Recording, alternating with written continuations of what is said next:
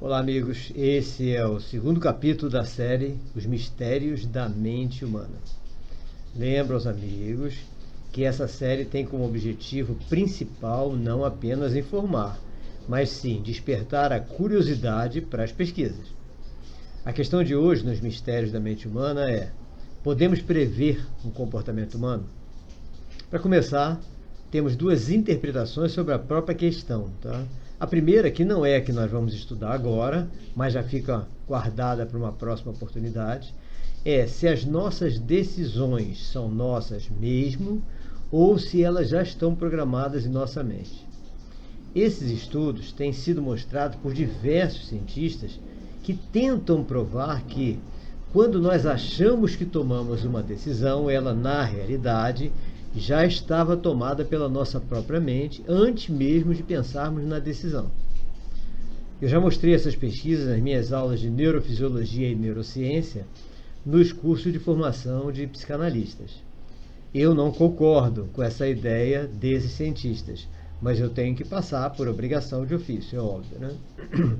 A outra interpretação, que é a que nós vamos abordar hoje, é se nós podemos antever quais as decisões que as pessoas tomarão com base nas informações que elas possuem. Bem, nosso cérebro, ao que todos os estudos indicam, parece ser o objeto material mais complicado do universo. Talvez até ele nem seja somente material, mas, se entrarmos nessas conjecturas, aí mesmo é que a nossa capacidade de entendimento fica muito pior. Mas nós, seres humanos, sempre que queremos entender as coisas complicadas ou misteriosas do nosso mundo, nós criamos modelos. Eu tenho falado muito disso. E esses modelos nós procuramos criar de maneira que ele seja o mais próximo possível da realidade, já que a realidade real mesmo e tal, nem sempre vai estar ao nosso alcance. Nós já vimos um desses modelos referente à aprendizagem no capítulo 2 daquela série das quintas-feiras, Como o Cérebro Aprende.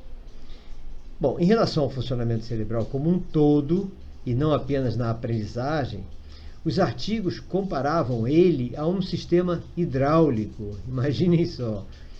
Mais tarde evoluíram para a comparação com um sistema telefônico, e mais tarde, já no nosso século, para um supercomputador. Aliás, no século passado. Hoje, como os conceitos da física quântica passaram a ser estudados pelos profissionais das mais diversas áreas, nós temos visto que essas comparações do nosso cérebro tendem ao entendimento do cérebro como um sistema quântico. Bom, mas mesmo assim, acredito que o cérebro está muito mais além. Até mesmo daquilo que nós procuramos entender hoje como conceitos quânticos. A todo momento nós encontramos laboratórios em universidades, centros de pesquisa, etc., tentando reproduzir o cérebro com os meios tecnológicos que nós já temos. Se isso um dia for possível, poderemos estudar, então, todas as anomalias do organismo sem precisar abrir o corpo da pessoa em um ato cirúrgico. Mas isso ainda está muito longe da nossa realidade. E devido a essa impossibilidade atual, foi que Alison Mootri, aquele cientista especialista em autismo, que está tentando descobrir a causa, né, a cura, ele, em vez de estudar as redes neurais cibernéticas simulando um cérebro autista, já que isso ainda não foi possível, ele foi obrigado a tomar um caminho natural, embora muito complicado. Ou seja, ele regrediu células autistas ao nível de células-tronco e depois as evoluiu ao nível neuronal, ou seja, neurônios, criando microcérebros reais autistas, que hoje é a sua ferramenta de trabalho. Quem quiser pesquisar mais sobre o assunto, está aí o livro dele. Mas os desafios para simular o cérebro em um conjunto de redes cibernéticas não são poucos. Tem muitos institutos fazendo isso. E surgem, a cada momento, iniciando pelos simples atos de percepção humana, que, diferentemente das informações ambientais levadas aos computadores, que são muito bem definidas, não tem variações, não tem ambiguidades, No caso do ser humano, tudo isso muda.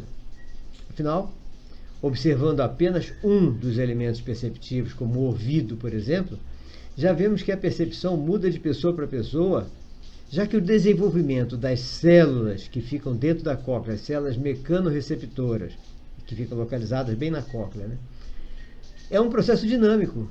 A própria formação dessas células, iniciando no momento da fecundação, podendo sofrer uma série infindável de influências, trazendo diferenças fundamentais de pessoa para pessoa. Essas diferenças já aparecem no momento da percepção auditiva. Isso ocorre com todas as outras percepções. E quando os sinais percebidos são levados pelo nervo, no caso, nervo auditivo, ao processador auditivo dentro do cérebro, esse mesmo processador pode apresentar diferenças significativas de pessoa para pessoa, mesmo que nenhuma delas tenha o tal do transtorno do PAC, processador auditivo central. Duas pessoas sem transtorno do PAC podem ouvir de forma diferente o mesmo sinal de áudio.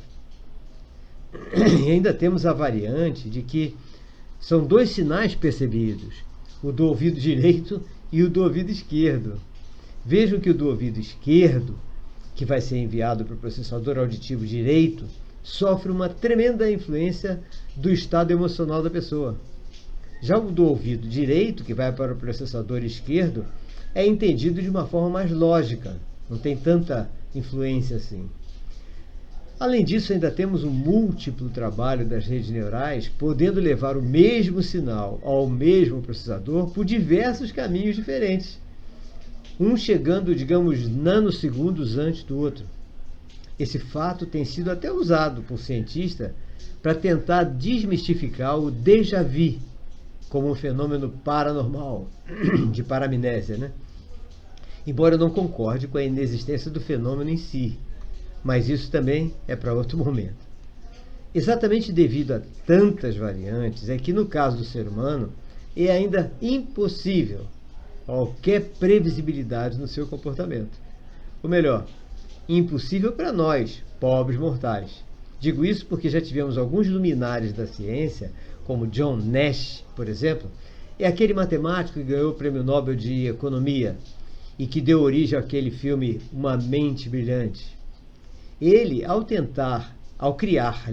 ele criou a teoria dos jogos. Ele pretendeu, com essa teoria, que está sendo muito estudada em sociologia, mostrar alguma previsibilidade no comportamento humano.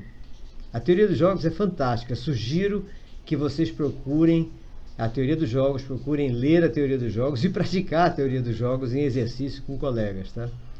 Ele também desenvolveu um estudo sociológico muito interessante sobre a previsibilidade do comportamento irracional das organizações. Gente, isso aí é coisa de doido. Aliás, ele era esquizofrênico paranoico, né? Ele já faleceu. Esse trabalho dele, eu li dezenas de vezes. Dezenas é mentira, mas eu li várias vezes, quando eu dava aula de sociologia numa universidade. Confesso que nunca entendi o trabalho dele. E eu cheguei a dizer uma vez para outros professores, colegas meus, isso é coisa de maluco. E eles disseram, é maluco mesmo o autor. Só que a gente não pode dizer isso, o cara é um gênio. O cara estava vivo ainda. Então, pode ser que ele esteja certo e nós é que sejamos os doidos na história, né? Bom, para complicar ainda mais, aconteceu uma coisa esse ano. O diretor do Blue Brain Project, trabalhando em Lausanne, na Suíça, disse que, durante as suas pesquisas, eles encontraram, dentro do cérebro, um mundo que nunca tinham imaginado. Um mundo em até 11 dimensões. Gente, dentro do nosso cérebro. Então, amigos, prever um comportamento nosso como ser humano, mesmo com toda a genialidade de John Nash e com todo o empenho da equipe do Blue Brain Project, ainda está muito longe de ser possível. A resposta inicial está dada, pelo menos no meu modo de entender tudo isso. Mas não vou ficar apenas nessa resposta, já que tudo isso nos traz pelo menos uma constatação importante, que é a imensa capacidade do nosso cérebro, que está muito além de tudo que a ciência pode prever nos dias de hoje. Então, tudo que eu recomendo sobre manter elevada autoestima fica mais fortalecido ainda. Porque sabemos que a autoestima elevada estimula o nosso sistema límbico a detectar e promover o reparo de todos os defeitos encontrados no nosso organismo.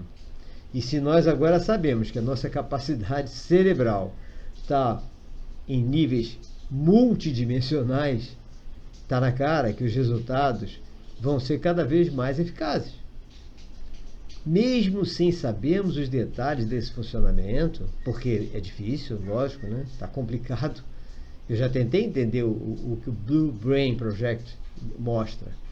Mas mesmo sem entender, nós podemos estar tirando todo o proveito possível dessa nossa fabulosa máquina mental. Só em saber a imensa capacidade que ela tem. Vocês já assistiram Matrix? Recomendo. Um forte abraço e até o nosso próximo programa da série.